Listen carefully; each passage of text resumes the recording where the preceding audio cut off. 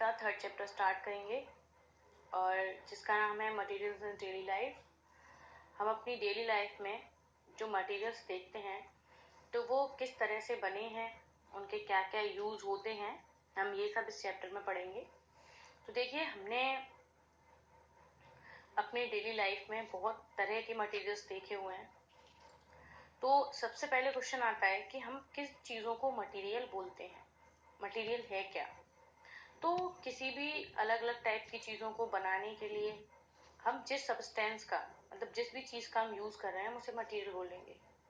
जैसे आपको अपने कपड़े बनवाने हैं, तो आपको अपने कपड़े बनवाने के लिए क्या लगेगा? कपड़ा। और वो कपड़ा क्या बोला जाएगा? मटेरियल। अब इसको और अगर डीपली देखा जाए तो अगर वो कपड़ा जो है वो कॉटन का बना हुआ है तो यहाँ पे मटेरियल क्या हो जाएगा? कॉटन। जैसे और इसे और अच्छे से समझने के लिए आप देख सकते हैं, जैसे आपके घर में कांच का बना हुआ अगर ग्लास है तो वो ग्लास जो है वो किस मटेरियल से बना हुआ है? उसका मटेरियल है ग्लास। घर में फर्नीचर बना हुआ है, फर्नीचर बनाने के लिए क्या लगेगा? वुड। तो वुड क्या हो गया? मटेरियल हो गया। तो अलग अलग टाइप की जो चीज़ें होती हैं हमारे आसपास, उन्हें बनाने के लिए जो भी सब्सटेंस लगता है, जो भी चीज़ लगती है, उसे हम क्या बोलते हैं? मटेरियल। मटेरियल कुछ ऐसे होते हैं जो नेचुरल होते हैं और कुछ ऐसे होते हैं जो मैनमेड हैं। जैसे कॉटन, वुड, स्टोन्स, ये सब नेचुरल मटेरियल है। और प्लास्टिक और सीमेंट,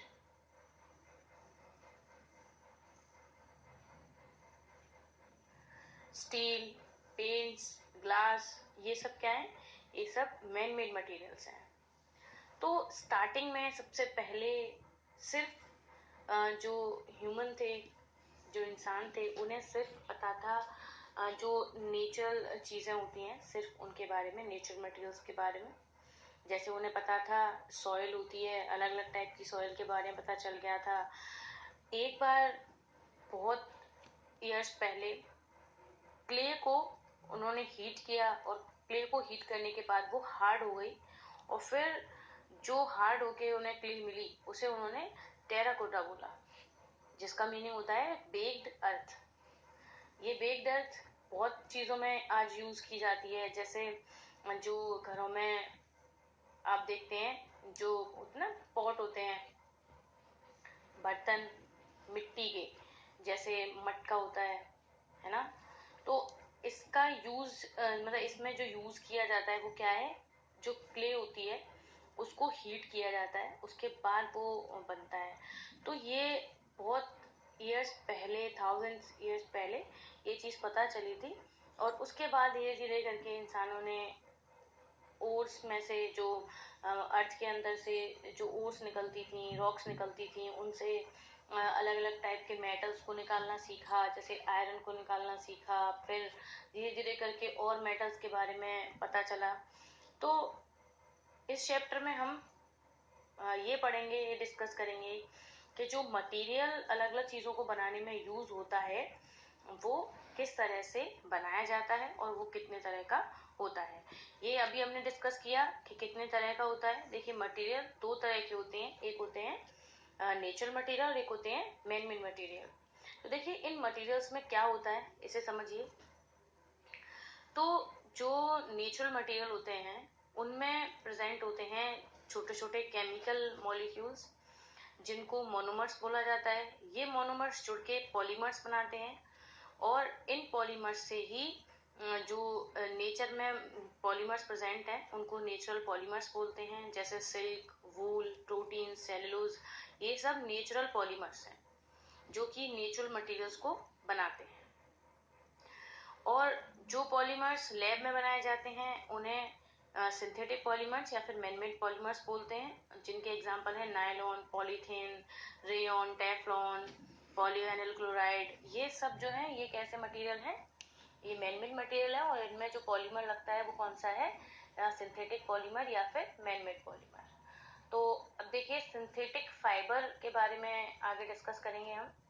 क्योंकि जो कॉटन, जूट या जो प्लांट फाइबर या जो एनिमल फाइबर के बारे में मैंने अभी आपको टाइप ऑफ मटेरियल में बताया, ये आप अपनी जो स्मॉलर जो क्लासेस आपकी हैं 6th और 7th में, इनमें आप पढ़ चुके हैं। तो इस चैप्टर में जो डिस्कस किए जाएंगे वो मैनमेड मतलब सिंथेटिक फाइबर्स के बारे में डिस्कस किया जाएगा। तो देखिए, सिंथेटिक फाइबर्स में आते हैं रेयॉन, नायलॉन, पॉलिस्टर, एक्रिलॉन, ये सब सिंथेटिक फाइबर हैं। और इन सिंथेटिक फाइबर्स का सबसे जो बोल सकते हैं एक जो बेकार इनका मतलब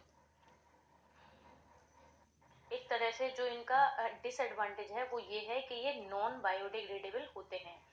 नॉन बायोडिग्रेडेबल क्या होता है? नॉन बायोडिग्रेडेबल होता है वो चीज जो डिकम्पोज नहीं हो सकती, जो जैसी है वैसी रहेगी कई अर्स तक, जो डिकम्पोज नहीं हो सकती, मतलब जो सड़ नहीं सकती। सिंथेटिक फाइबर्स में अच्छाई रहती है कि ये इजी टू मेंटेन होते हैं, इजीली मेंटेन किए जा सकते हैं और लॉन्ग लास्टिंग होते हैं, बहुत सालों तक रहते हैं और लेस एक्सपेंसिव होते हैं, कम महंगे होते हैं। तो सबसे पहले हम डिस्कस करेंगे रेयॉन सिल्क के बारे में। रेयॉन जो है वो सिल्की टेक्सचर होता है इसका। रेयॉन जो है वो सिल्क जैसे टेक्सचर की होती है और ये सेलुलोज से बनाई जाती है। सेलुलोज को कई सारे केमिकल्स का यूज करके उसको ब्रेक किया जाता है और उससे जो हमें फाइबर मिलता है उसे हम रेयॉन बोलते हैं। रेयॉन फर्स्ट सिंथेटिक फाइबर है जो कि किसी नेचुरल रॉ मटेरियल से बनाया जाता है, बिकॉज इसमें सेलुलोज यूज हो रहा है, इसीलिए ये ऐसा सिंथेटिक फाइबर है जो कि नेचुरल रॉ मटेरियल से बनाया जाता है। इसके यूजेस बहुत सारे हैं।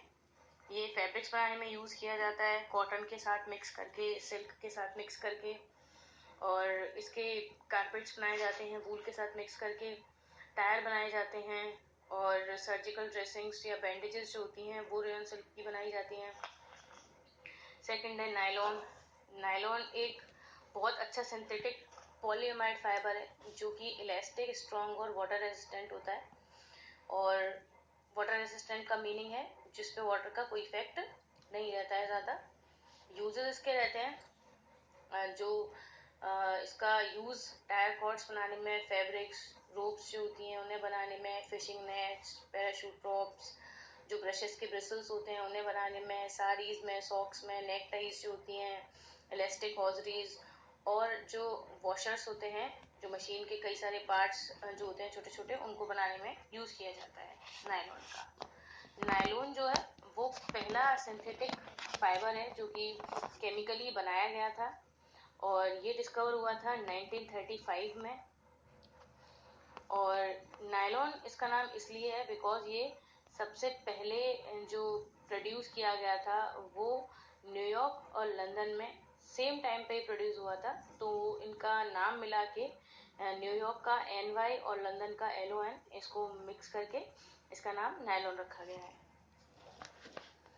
थर्ड जो फाइबर है वो है पॉलिस्टर। पॉलिस्टर जो पेट्रोलियम प्रोडक्ट से बना रहता है। ये टेरिलीन, डेक्रॉन्स और टेरीन जो है ये पॉलिस्टर फाइबर्स हैं जो कि पॉलिस्टर क्लॉथ्स जो होते हैं वो लॉन्ग लास्टिंग होते हैं, वाटर और रिंकल रेसिस्टेंट होते हैं। इन पे रिंकल नहीं आती है और वाटर का भी ज़्यादा इफेक्ट नहीं पड़ता है। और इनका यूज साड़ीज, ड्रेस मटेरियल्स जो होते हैं, कर्टेन्स, क्लोथ्स बनाने में किया जाता है।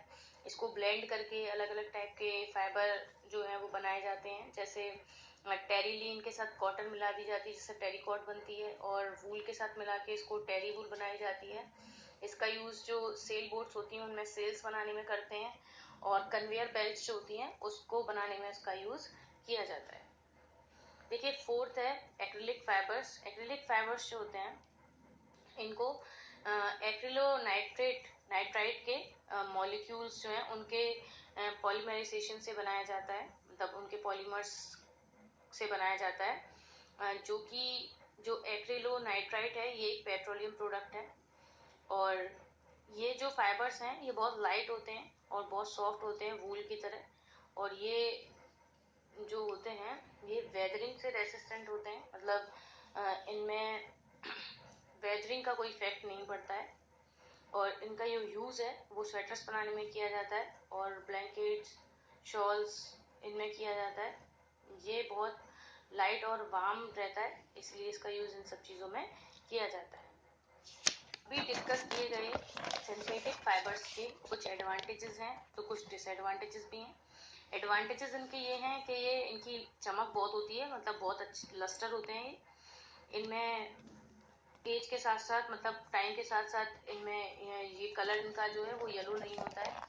ये बहुत जल्दी क्लीन कर सकते हैं इन्हें, बहुत जल्दी ड्राई हो जाते हैं, और इन पे वॉश करने पे इनको ये श्रिंक नहीं होते। इनमें आयरनिंग की ज़रूरत नहीं होती है, मतलब प्रेस नहीं करनी पड़ती है आपको। और ये नेचुरल फाइबर के कंपैरिजन में ज़्यादा टाइम तक चलते हैं और एक्सपेंसिव भी नहीं होते हैं ज़्यादा। डिसएडवांटेज इनके ये हैं कि ये जैसे ही हाई टेम्परेचर के कांटेक्ट में आते हैं तो ये बहुत जल्दी मेल्ट हो जाते हैं, और इनकी छोटी छोटी स्टिकी बर्ड्स बन जाती हैं, मतलब जो स्टिकी बीड्स बन जाती हैं। जैसे अगर किचन में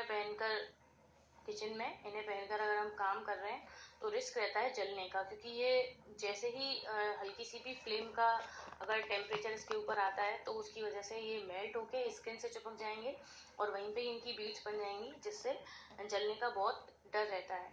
तो इसीलिए सिंथेटिक फाइबर्स को पहन के किचन में काम नहीं करना चाहिए। और ये स्वेट को एब्जॉर्ब नहीं करते हैं, इसीलिए ये अनकंफर्टेबल रहते हैं समर सीजन में और रेनी सीजन में। ये इलेक्ट्रिकली चार्ज हो जाते हैं ड्राई वेदर में, जिसकी वजह से स्किन प्रॉब्लम्स हो जाती हैं लोगों को। और ये नॉन बायोडिग्रेडेबल होते हैं, मतलब डिकम्पोज नहीं होते हैं, इसीलिए इनकी वजह से पॉल्यूशन होता है। देखिए, यहाँ तक आपके सिंथेटिक फाइबर्स फिनिश हो जाते हैं। आप इन्हें अच्छे से समझिए इस वीडियो के थ्रू, और जो भी डाउट है वो मुझसे क्लियर कर लीजिए। Thank you.